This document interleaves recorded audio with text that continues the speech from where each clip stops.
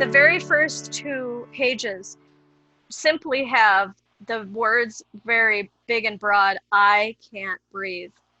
And it has a picture of George Floyd in yellow, and then there's black behind the other letters because the Black Lives Matter movement is that black and yellow.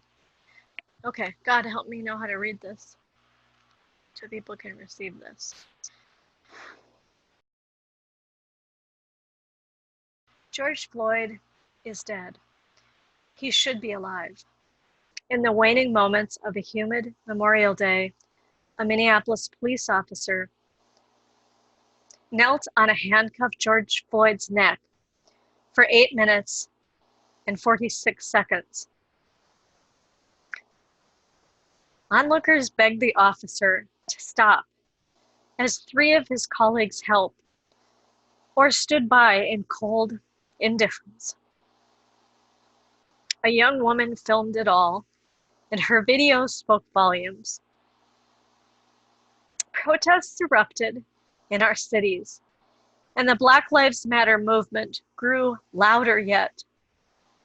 Buildings burned while raw, hopeful moments of solidarity and community pierced the smoke. Now the world watches as the same state that denied justice for Philando Castile, Jamar Clark, and countless others enters its moment of reckoning. Black lives matter. It should be a simple, self-evident truth. And yet, when Officer Derek Chauvin knelt on George Floyd's neck with the nonchalance of writing a parking ticket, it underscored that Black Lives Matter is still far from self-evident in this world, in this country, in this state, in this city, especially in this city. A city that bills itself as progressive and tolerant, and yet continues to sweep some of the largest equity gaps in the country under the rug. A city where that inequity festers and simmers and waits.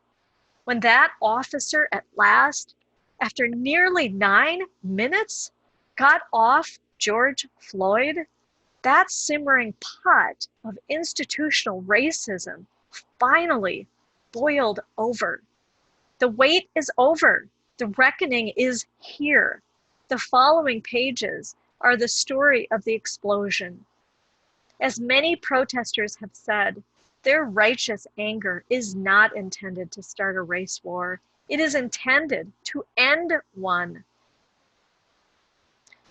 So the question is, Twin Cities, are we willing to do our part and help end it too?